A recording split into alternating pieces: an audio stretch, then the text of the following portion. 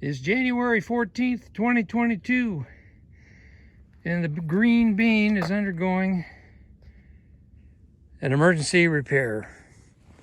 I was backing up to hook to the garden cart there, and she wouldn't come out of reverse.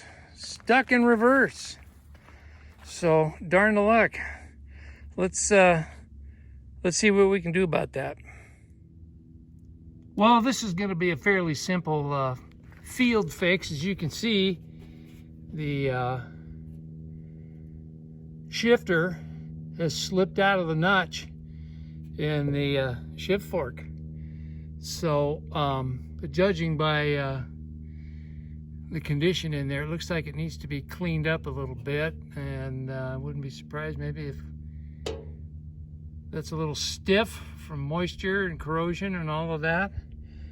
And the fluid inside the tranny, which you can't see, is looking a little milky. So I think I might just do an oil change on it too.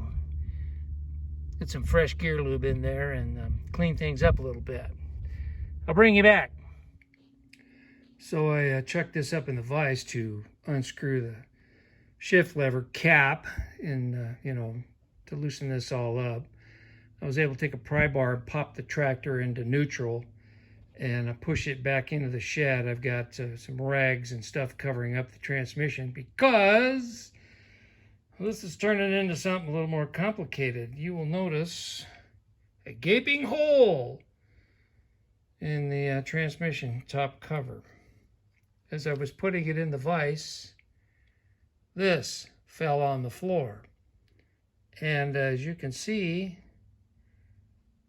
if it'll focus, that was an old brake.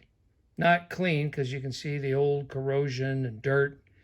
So that has been cracked forever.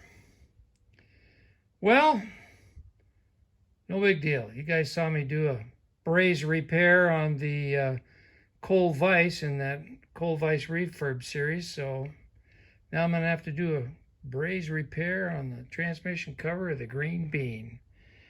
But first, let's get this shift tower all pulled apart and cleaned up.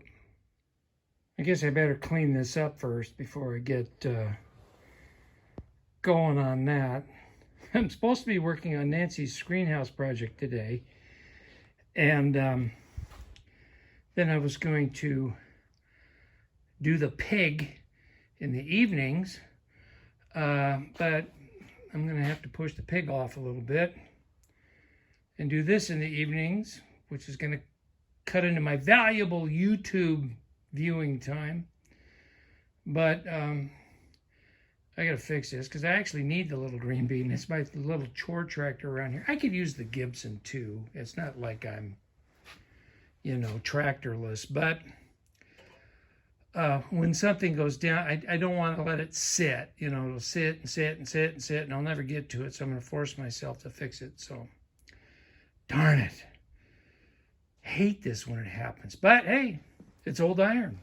Old iron breaks. What do you do with old iron when it breaks? You fix it. So, yeah, that's what we're doing.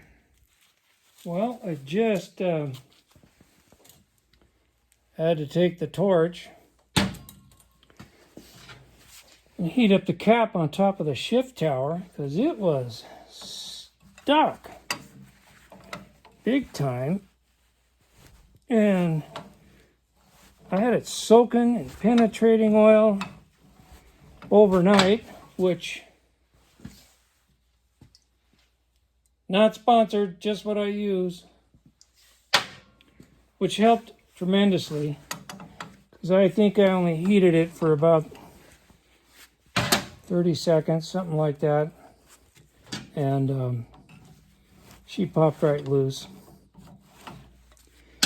For grins and giggles, I went on eBay, and I was amazed at how many mid to late 30s Ford transmission parts there were online. Well, there was a guy on there, had my shift tower. Now this is a, pardon me, I'm going to shake you up a little bit. This is just a 4-bolt pattern. Most of the ones you see are 6 bolts. This is for the smaller transmission, which is somewhat rarer for the smaller flathead V8. And, well, there's a guy in there that had one of these. He also had some extra parts. Good shape. It had the rails and the shifters, the whole 9 yards. $75.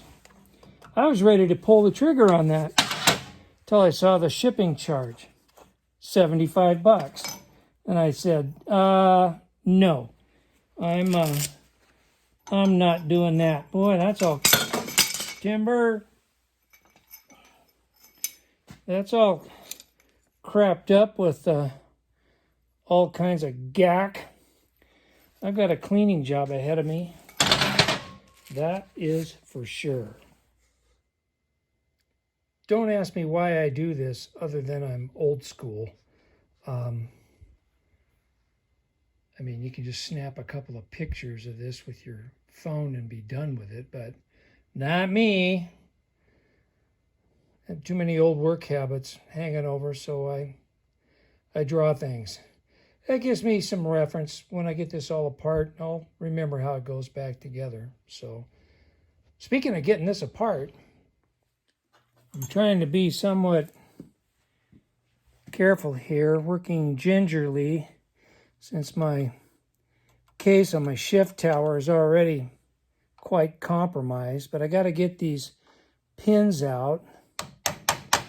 I will probably replace these with just regular old roll pins rather than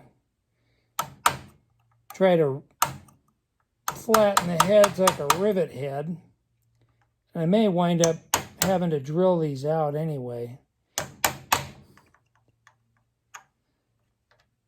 Again, I'm old school. Most people would just drill them out, but me, I gotta try and tap them out, you know. Well, that one pin tapped right out. This one, I'm gonna have to chisel off on this end. I can't get a mini die grinder in there to grind that off. It's just not in a good place. And of course, the shift fork wants to move while I'm doing this. But it's coming though. I'll get it. But I didn't know a little Ford 3-speed transmission would turn into a Rubik's Cube. But it has.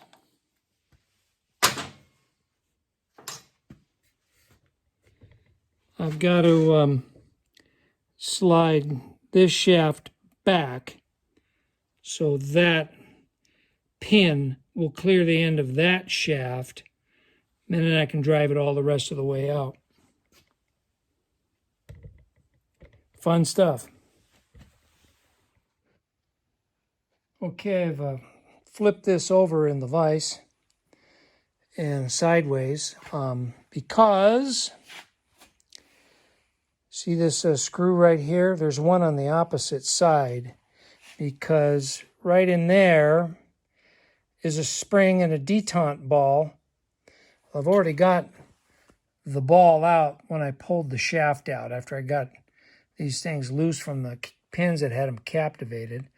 But the ball just came out. But I've got to get these screws, these end cap screws out so I can fish the springs out on both sides. And I'm going to have to use heat because I don't really want to put any stress and torque on this because, again, you can see my shift tower is extremely compromised. So I really am working gingerly here. Well, I really don't think this was one of Ford's better ideas. Look how thin that casting is there, where they machined to put that plug in. The plug on the other side, I gave it some heat, and it didn't want to budge. So this is where this old guy steps back. Start soaking everything with my favorite stuff. Let it sit overnight. and then come back in the morning and start applying heat again.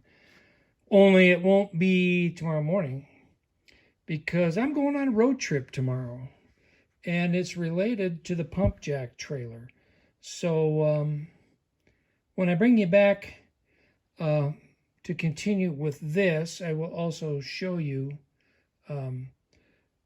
what I'm picking up or attempting to pick up for the pump jack trailer. So yeah, I'm going to cut it off right here. It's getting kind of long anyway. I've still got some battling to do, but I'm at the point where everything needs to just sit and soak. We're working on old iron. Got to be patient. I don't want to do any more damage than has already happened to this poor old 80-year-old shift tower. So thank you, everybody, for watching and sticking around with me while I try to rescue some scrap. And yeah, so we'll see you on the next one real soon. Talk to you later, everyone.